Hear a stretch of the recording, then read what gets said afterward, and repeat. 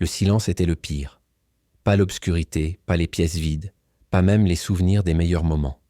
C'était ce silence oppressant et omniprésent qui envahissait chaque recoin de son appartement, comme un brouillard, et donnait à Greta Weber l'impression de devenir peu à peu invisible. En ce matin de novembre, elle était assise à la table de la cuisine, les mains posées sur une tasse de café qui avait refroidi depuis longtemps. Dehors, il pleuvait. Bien sûr qu'il pleuvait. Il semblait toujours pleuvoir lorsqu'elle se sentait particulièrement seule. À 59 ans, Greta ne s'attendait pas à ce que sa vie ressemble à cela. Elle avait travaillé, économisé, élevé une famille. Sa fille Sarah vivait désormais à Munich, occupée par sa propre carrière, sa propre vie. Les appels téléphoniques se faisaient plus rares, les visites encore plus. Greta le comprenait. La jeune génération avait d'autres priorités, d'autres préoccupations. Mais le comprendre ne rendait pas la solitude plus supportable. Son mari Klaus était décédé 4 ans auparavant. Une crise cardiaque soudaine et brutale. Ils n'avaient pas eu le temps de se dire au revoir, pas de derniers mots, pas de réconciliation après toutes ces années d'éloignement silencieux. Leur mariage n'avait pas été mauvais, mais pas bon non plus. Il avait été simple. Une succession de jours qui s'étaient transformés en années, remplies de routine, de devoirs et d'une sorte d'affection qui tenait plus de l'habitude que de la passion. Après sa mort, Greta avait attendu. Elle ne savait pas exactement quoi. Peut-être que la douleur vienne. Mais elle n'est pas venue. Au lieu de cela, seul ce vide était venu. Les voisins la saluaient poliment lorsqu'ils la croisaient dans la rue. Ses anciennes collègues de la mairie, où elle avait travaillé pendant 30 ans à la comptabilité, se retrouvaient parfois autour d'un café. Mais les conversations semblaient superficielles, comme une obligation qu'on accomplit parce qu'on l'a toujours fait. Personne ne lui demandait vraiment comment elle allait. Et quand c'était le cas, il ne voulait pas entendre la vérité. « Bien, merci » était la seule réponse acceptable. Un mercredi après-midi gris, alors que la pluie tombait particulièrement fort contre les fenêtres, Greta ouvrit son ordinateur portable. Elle n'était pas très douée en informatique, mais sa fille lui avait montré comment surfer sur Internet il y a des années. La plupart du temps, elle ne l'utilisait que pour ses emails et quelques messages occasionnels. Mais aujourd'hui, elle ressentait une étrange envie de faire autre chose. Quelque chose qu'elle n'avait jamais envisagé auparavant. Elle tapa dans le moteur de recherche « Voyage pour personnes seules de plus de 50 ans ». Les résultats étaient impressionnants. Des centaines d'offres, de forums, de blogs de personnes qui exploraient le monde seules.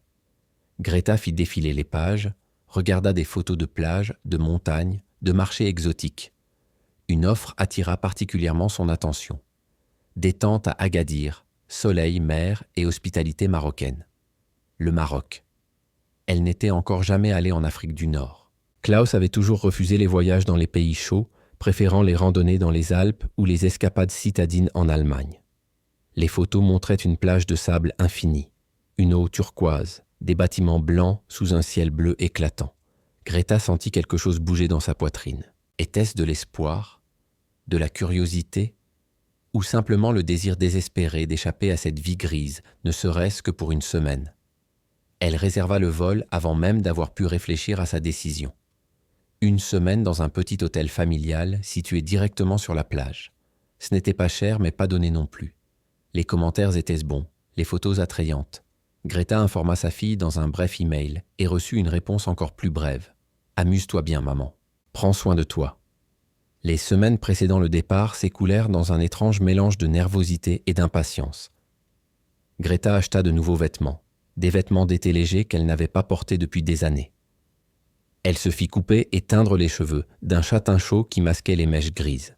Lorsqu'elle se regarda dans le miroir, elle vit une étrangère. Une femme qui n'avait peut-être pas encore abandonné. Le vol vers Agadir s'est déroulé sans incident.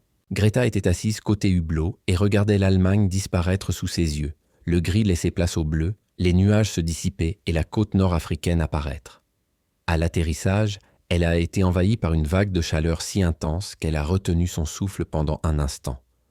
Mais c'était une chaleur agréable, sèche et pure, si différente du froid humide qu'elle avait laissé derrière elle. L'hôtel était situé un peu à l'écart du centre-ville, une petite oasis avec une cour intérieure remplie de palmiers et de bougainvilliers. La propriétaire, une Marocaine âgée nommée Fatima, l'accueillit avec un sourire chaleureux et un thé à la menthe. « Bienvenue, Madame Greta. Nous sommes très heureux de vous accueillir ici. » Sa cordialité était sincère, contrairement à l'amabilité feinte que Greta connaissait dans les hôtels allemands. Sa chambre était simple mais propre, avec un petit balcon d'où elle pouvait voir la mer. Greta posa sa valise, sortit sur le balcon et respira profondément. L'air salé, le jasmin, une touche d'épices provenant de la cuisine en dessous. Pour la première fois depuis des mois, elle se sentait vivante. Elle passa les 2 premiers jours à s'acclimater. Elle fit de longues promenades sur la plage, profita du soleil, mangea dans de petits restaurants dont elle comprenait à peine les menus, mais dont la cuisine était délicieuse. Les gens ici étaient moins sympathiques, mais respectèrent son intimité. Personne ne l'importunait, personne ne lui posait de questions déplacées. Le 3e jour, alors qu'elle était assise à la terrasse de l'hôtel en train de boire un café, elle le remarqua pour la première fois. Il était assis à quelques tables d'elle, un jeune homme aux cheveux foncés et au visage fin et intelligent. Il lisait un livre, levant parfois les yeux pour regarder la mer.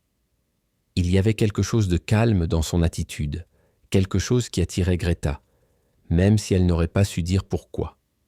Leurs regards se croisèrent un bref instant. Il lui adressa un sourire poli, un sourire qui illuminait ses yeux. Greta lui rendit son sourire, hésitante et un peu gênée. Puis, elle détourna rapidement le regard, se concentra sur son café, mais sentit son cœur battre plus fort. Le soir, alors qu'elle était assise seule au bar de l'hôtel et commandait un verre de vin, il réapparut.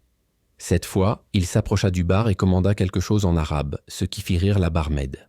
Sa voix était agréable, grave et mélodieuse. En se retournant, il remarqua Greta et hésita un instant. Puis, avec une politesse qui semblait désuète, il demanda en allemand avec un léger accent « Excusez-moi, cette place est-elle libre ?» Greta acquiesça, trop surprise pour parler. Il s'assit, pas trop près, gardant respectueusement ses distances. « Je m'appelle Youssef, dit-il en lui tendant la main. Sa main était chaude, sa poignée de main ferme, mais pas insistante. « Greta, répondit-elle doucement. « Allemande ?» demanda-t-il. « Oui, de Hanovre. »« Une belle ville. J'y suis allé une fois, il y a de nombreuses années. » Il sourit, un sourire plein de souvenirs. « J'étudie à Rabat, mais je viens d'Agadir.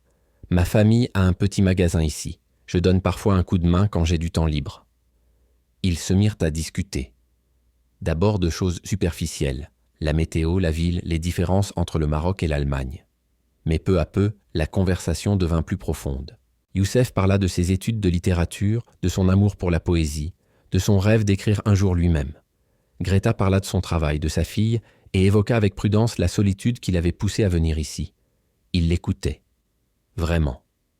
Pas avec cet intérêt tiède que les gens feignent souvent d'avoir, alors qu'ils réfléchissent déjà à ce qu'ils vont dire ensuite. Il l'écoutait, posait des questions, montrait un réel intérêt. Et Greta, qui s'était sentie invisible pendant si longtemps, se sentit soudainement vue. « Vous savez, Greta, lui dit-il ce soir-là, lorsqu'ils se quittèrent, il existe un proverbe arabe qui dit « L'étranger est un ami que vous ne connaissez pas encore. J'espère que nous deviendrons amis. » Ce soir-là, Greta se coucha avec un sentiment qu'elle n'avait pas éprouvé depuis longtemps. Ce n'était pas de l'amour, pas au sens romantique et juvénile du terme. C'était quelque chose de plus subtil. Le sentiment que peut-être, juste peut-être, tout n'était pas encore fini. Qu'il y avait encore quelque chose à espérer. Les jours suivants, ils se sont vus régulièrement. Parfois, ils se promenaient ensemble sur la plage, parfois ils s'asseyaient simplement au bar de l'hôtel et discutaient. Youssef avait 28 ans, presque la moitié de son âge, mais cela semblait sans importance. Il ne la traitait pas comme une vieille femme, mais comme une personne intéressante. Il lui a fait découvrir des endroits à Agadir qu'elle n'aurait jamais trouvés seule. Des petits marchés, des cafés cachés, un point de vue d'où l'on pouvait admirer toute la baie. « Pourquoi es-tu si gentil avec moi ?» lui a-t-elle demandé un après-midi, alors qu'ils étaient assis sur un banc et observaient l'agitation du marché. Il la regardait avec surprise. « Pourquoi ne serais-je pas gentil ? Tu es jeune, tu pourrais passer ton temps avec des gens de ton âge. » Youssef secoua la tête. « L'âge n'est qu'un chiffre, Greta. Ce qui compte, c'est le lien entre les gens. Et je ressens un lien avec toi. Tu es intelligente, tu es intéressante, tu as des histoires à raconter, des expériences que je dois encore vivre. Pourquoi je n'apprécierais pas ça ?»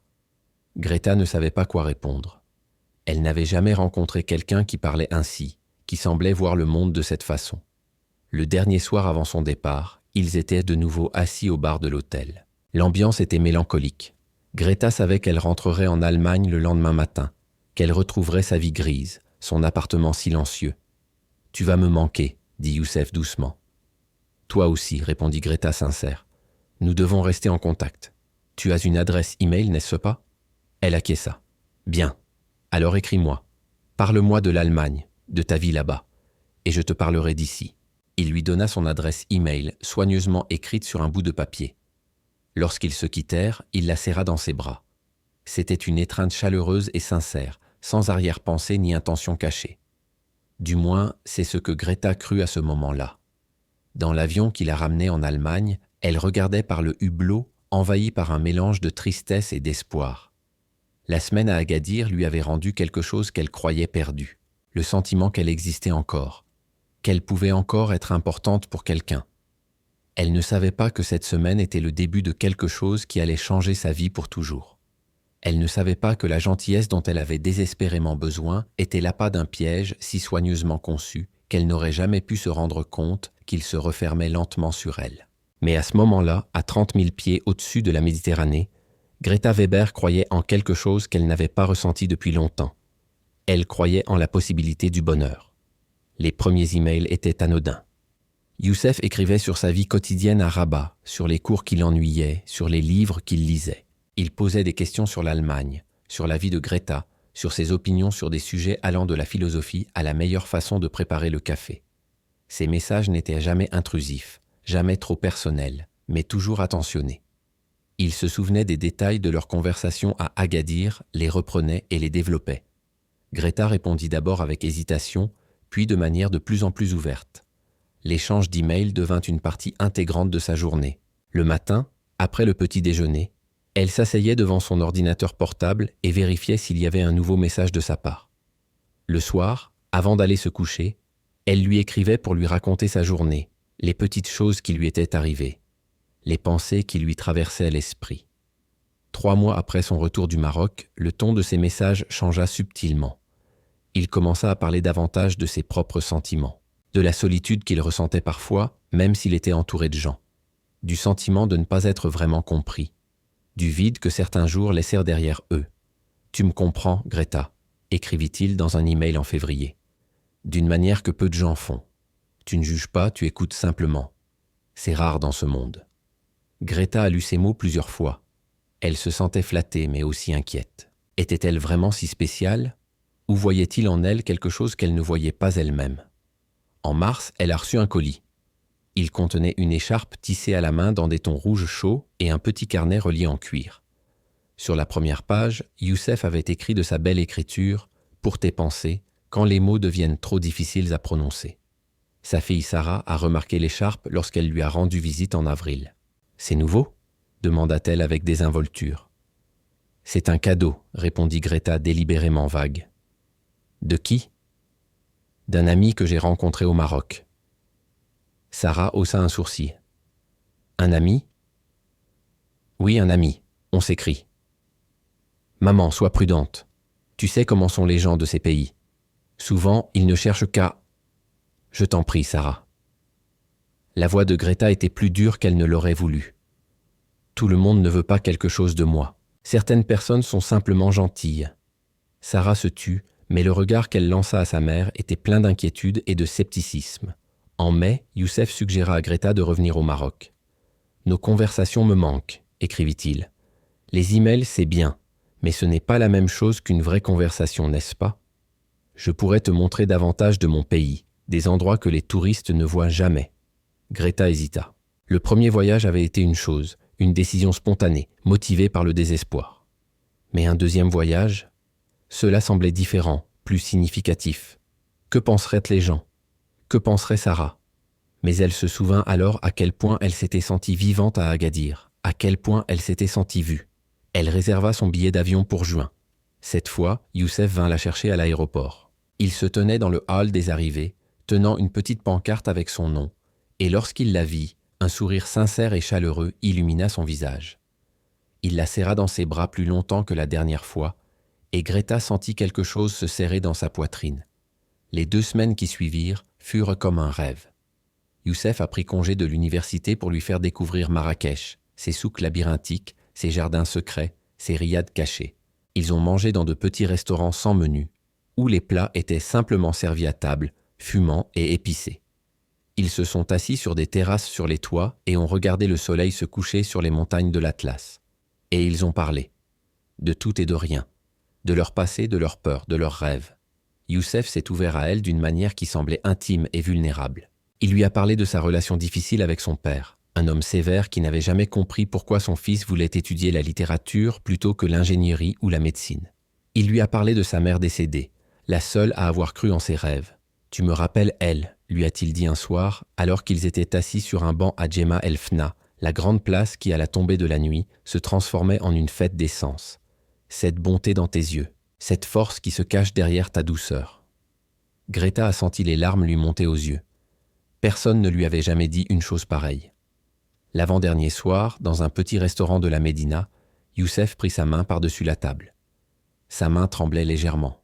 « Greta, commença-t-il d'une voix douce, presque hésitante. Je sais que cela va te paraître fou. Je sais que nous venons de mondes différents, que je suis plus jeune, que les gens ne comprendront pas. Mais je dois le dire. Sinon, je le regretterai toute ma vie. » Il prit une profonde inspiration. « Je suis tombé amoureux de toi. Pas pour quelque chose de superficiel, mais pour ce que tu es. Ton âme, ton cœur. Tu m'as montré ce que signifie être vraiment vu. Et je te vois, Greta. Chaque cicatrice, chaque beauté, chaque facette de toi. » Le monde autour de Greta s'est estompé. Elle entendait les bruits du restaurant, les voix, le cliquetis de la vaisselle, mais tout était étouffé, irréel. « Je sais que je n'ai rien à t'offrir, » a-t-il poursuivi. « Ni richesse, ni sécurité. Mais je peux t'offrir l'honnêteté et l'amour, si tu le veux. » Greta resta assise, incapable de parler. Une partie d'elle-même, la partie rationnelle et prudente, lui criait des avertissements. Mais une autre partie, celle qui était restée silencieuse pendant si longtemps, lui murmurait autre chose. Peut-être était-ce sa dernière chance d'être heureuse. Peut-être le méritait-elle, après toutes ces années passées à accomplir son devoir, dans la solitude, à simplement exister. « Je ne sais pas quoi dire », murmura-t-elle finalement. « Ne dis rien », répondit doucement Youssef. « Réfléchis-y. J'attendrai. » Mais Greta savait déjà quelle serait sa réponse.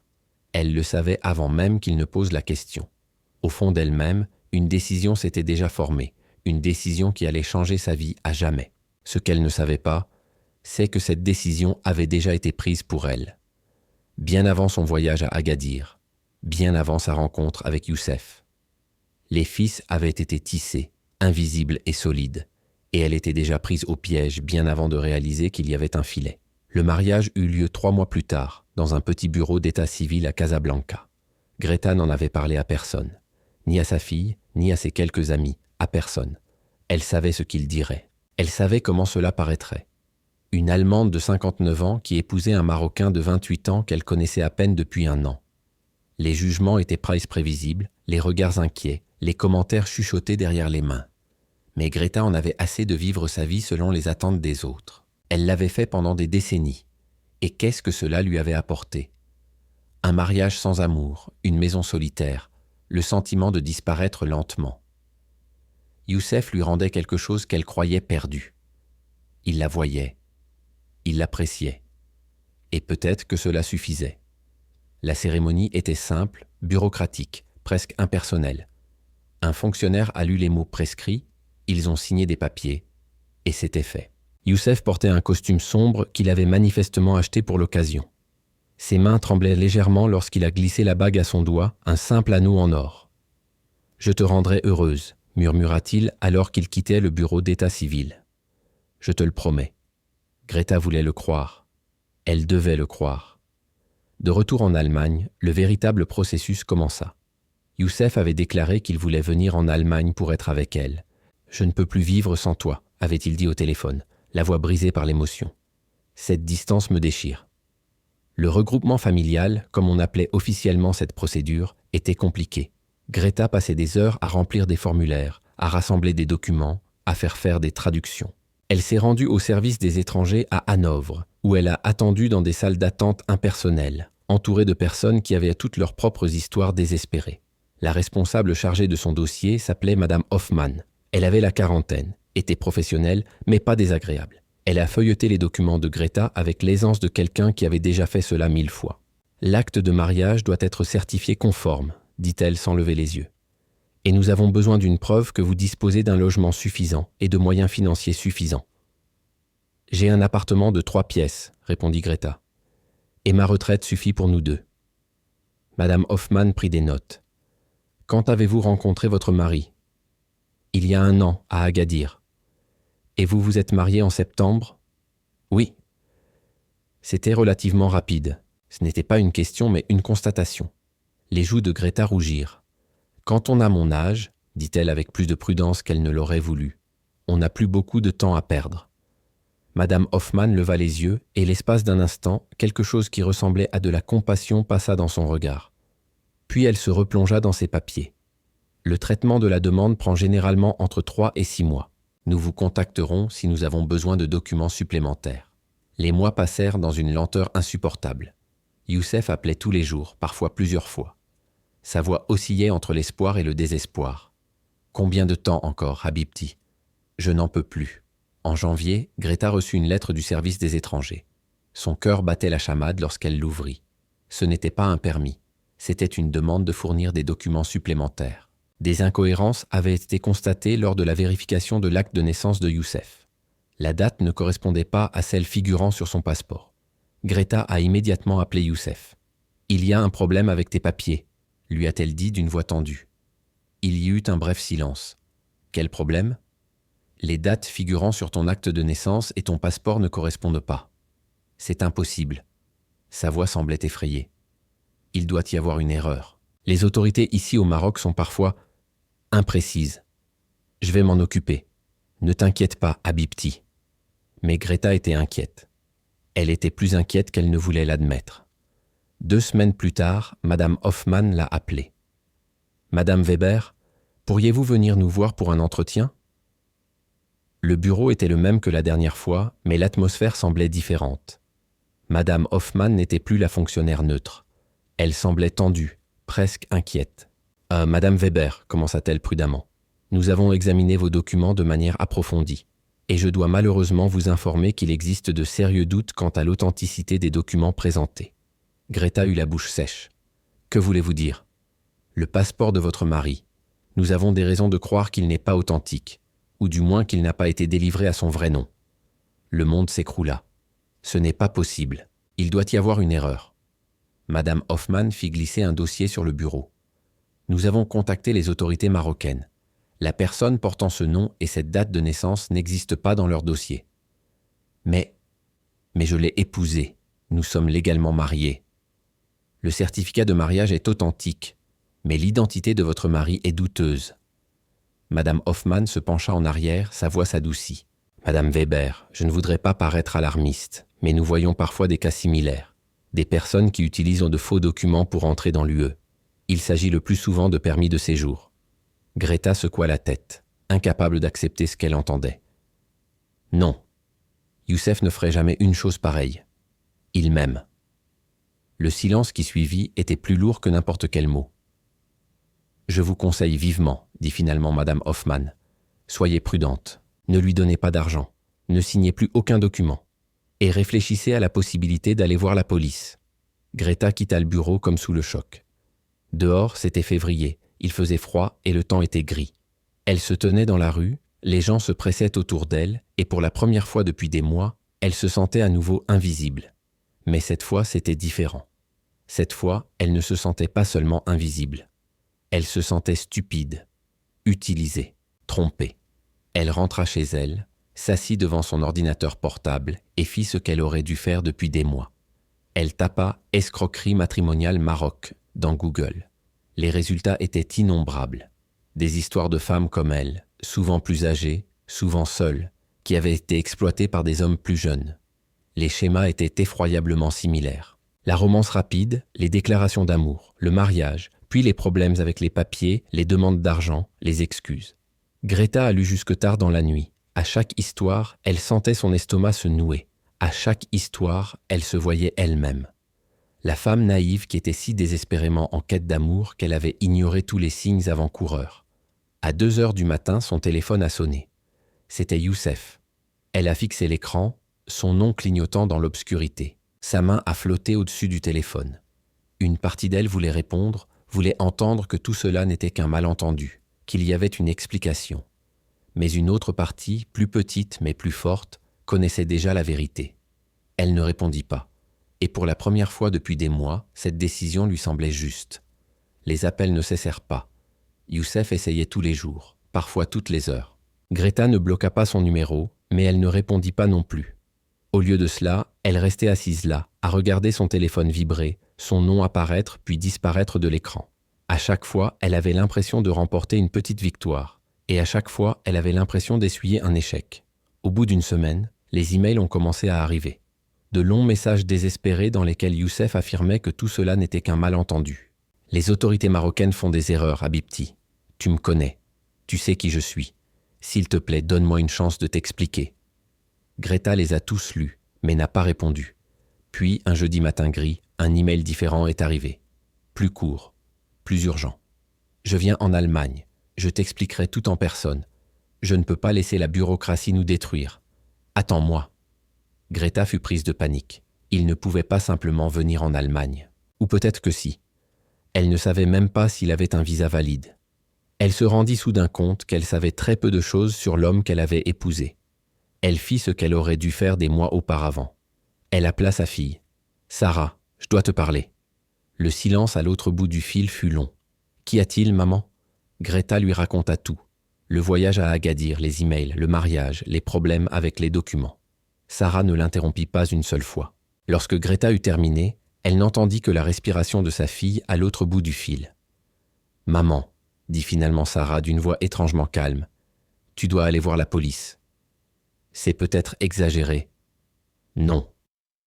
La voix de Sarah se fit plus ferme. Ce n'est pas exagéré. Tu as épousé un homme qui vit peut-être sous une fausse identité. C'est de la fraude. Et s'il dit maintenant qu'il vient en Allemagne? Maman, cela pourrait être dangereux. Greta n'avait pas pensé au danger. Elle avait pensé à l'embarras, à la honte, à l'humiliation d'admettre qu'elle s'était laissée tromper si facilement. Mais au danger, cette idée la fit frissonner. Le lendemain, Sarah l'accompagna au commissariat. Le poste de police de Hanovre était un bâtiment austère qui sentait le désinfectant et le vieux café. Le fonctionnaire qui les reçut était jeune, peut-être la trentaine, avec un visage aimable qui respirait le professionnalisme. « Madame Weber, dit-il après qu'elle eut raconté son histoire, vous n'êtes pas la première personne à venir nous voir avec une histoire comme celle-ci. En fait, nous avons eu plusieurs cas similaires au cours des 2 dernières années. » Plusieurs ? Greta se sentit à la fois soulagée et horrifiée. On appelle cela une arnaque sentimentale. Souvent organisée, elle fait parfois partie de réseaux plus vastes. Il tapa quelque chose sur son ordinateur. « Lui avez-vous transféré de l'argent ? » ?»« Non. Il ne m'a jamais demandé d'argent. » Le fonctionnaire eut l'air surpris. « Jamais ? » ?»« Jamais. Il ne s'agissait que du permis de séjour. C'est inhabituel mais pas inconnu. » Il prit des notes. « Nous allons enregistrer votre déposition et contacter les services de l'immigration. Êtes-vous toujours en contact avec lui ? Il essaie de me joindre. Il dit qu'il vient en Allemagne. » Le fonctionnaire et Sarah échangèrent un regard. « Madame Weber, jusqu'à ce que nous en sachions plus, je vous conseille d'être prudente. Changez vos habitudes. Informez vos voisins. Et ne prenez en aucun cas contact avec lui. » En quittant le commissariat, Greta se sentait étrangement déconnectée de la réalité. Cela ne pouvait pas être sa vie. Elle était une femme honnête qui avait mené une vie honnête. Et maintenant, elle était assise dans un commissariat et parlait d'escrocs et de mesures de sécurité. « Tu restes chez moi cette nuit, » dit Sarah, non pas comme une question, mais comme une affirmation. Dans l'appartement de Sarah, situé dans le quartier calme de List à Hanovre, elles s'assirent à la table de la cuisine. Sarah prépara du thé que Greta refusa de boire. « Comment ai-je pu être aussi aveugle ?» murmura Greta. Sarah s'assit en face d'elle et lui prit les mains. « Tu n'étais pas aveugle, maman. Tu étais seule. Et il était gentil. Ces gens sont des professionnels. Et je pensais que quelqu'un pouvait vraiment m'aimer. Pas pour mon argent ou ma nationalité, mais simplement pour moi. Cela peut encore arriver, dit Sarah doucement. Mais pas comme ça. Pas avec des mensonges. » 3 jours plus tard, la police a appelé. Ils avaient mené l'enquête. Le nom Youssef Mansouri, sous lequel il s'était fait passer, existait bel et bien. Mais la personne sur le passeport n'était pas lui. La véritable personne portant ce nom vivait à Marrakech, avait 50 ans et n'était pas au courant du vol de son passeport. Plus inquiétant encore, ils avaient trouvé 2 autres femmes, une en Autriche, une en Belgique, toutes 2 avec des histoires similaires. Toutes 2 avaient donné de l'argent à un homme qui se faisait passer pour Youssef, mais qui avait un autre visage sur les photos. Toujours jeune, toujours charmant, toujours avec une histoire tragique. Nous pensons qu'il s'agit d'un groupe organisé, expliqua l'agent au téléphone.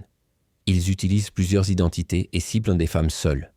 Votre cas est inhabituel dans la mesure où il ne s'agissait pas d'argent mais de papier. Que va-t-il se passer maintenant?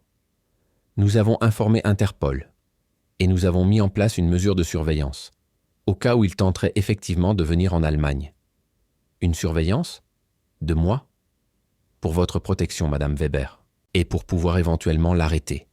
Greta raccrocha et se sentit comme une étrangère dans sa propre vie. Elle était passée du statut de veuve solitaire à celui d'appât dans une opération policière. Comment en était-elle arrivée là? Le soir, elle était assise seule dans son appartement. Sarah l'avait laissée partir à contre-cœur et fixait son téléphone. Un nouvel email était arrivé. Elle l'ouvrit, sachant qu'elle n'aurait pas dû. Habibti, je suis à Francfort. Je viendrai te voir demain. Nous allons tout clarifier. Je t'aime. Francfort. Il était déjà en Allemagne. Les mains de Greta tremblaient lorsqu'elle composa le numéro que le policier lui avait donné. « Il est ici », dit-elle d'une voix à peine plus forte qu'un murmure. « Il est en Allemagne ». À l'autre bout du fil, elle entendit le cliquetis rapide d'un clavier. « Restez calme, Madame Weber. Nous surveillons déjà votre appartement. Vous n'êtes pas seule. Comportez-vous normalement. Suivez votre routine habituelle. » Mais qu'est-ce qui était normal? Greta ne le savait plus. Elle se coucha, resta éveillée et fixa le plafond. Il était quelque part dehors. L'homme qu'elle avait aimé. Ou l'homme qui avait prétendu l'aimer. Elle ne savait plus quelle version était réelle. Peut-être aucune des deux. Dans l'obscurité de son appartement, elle tendait l'oreille pour écouter les bruits. Les craquements de la maison, le bruit des voitures dans la rue, les battements de son propre cœur. Et quelque part, invisible, elle savait que quelqu'un l'observait. La police. Peut-être lui aussi. Le piège était tendu. Elle n'avait plus qu'à attendre. Le lendemain commença comme tous les autres jours, ce qui rendait la situation encore plus surréaliste. Greta se leva, prit sa douche, prépara le petit déjeuner.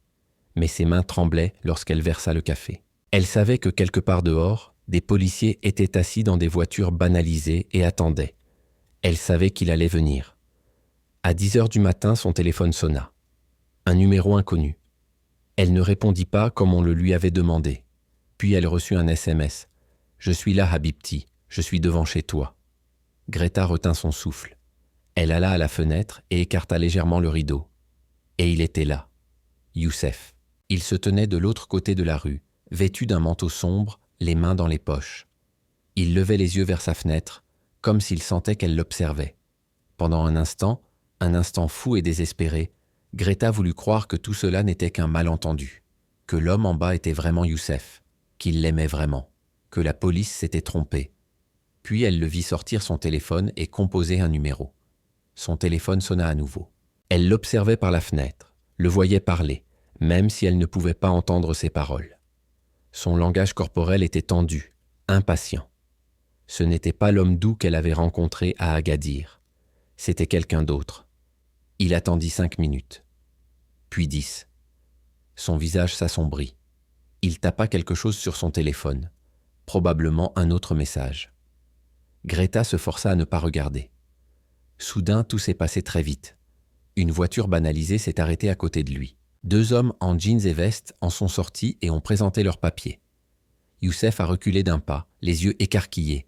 Il a essayé de s'enfuir, mais un 3e agent était déjà derrière lui. Greta voyait tout comme à travers de l'eau. Les mouvements rapides, le visage de Youssef, la peur puis la colère, puis quelque chose qui ressemblait à de la résignation. Ils lui passèrent les menottes. L'un des agents lui parla calmement mais fermement. Youssef secoua la tête et dit quelque chose que Greta ne comprit pas. Puis, pendant un bref instant, il leva les yeux vers sa fenêtre. Leurs regards se croisèrent à distance. Il n'y avait plus d'amour dans ses yeux, ni de regret. Seulement un calcul froid. Et Greta comprit avec une clarté effrayante. Il ne l'avait jamais aimé. Pas un seul jour. Ils le firent monter dans le véhicule. Les portes se refermèrent. La voiture démarra. Et c'était fini. Greta resta longtemps à la fenêtre, même après que la rue fut redevenue vide. Son téléphone sonna. La police voulait lui faire savoir que l'arrestation avait été un succès, qu'elle était en sécurité. Mais Greta ne se sentait pas en sécurité. Elle se sentait vide. Plus tard, elle apprit les détails. L'homme qu'elle connaissait sous le nom de Youssef s'appelait en réalité Karim Ben Ali.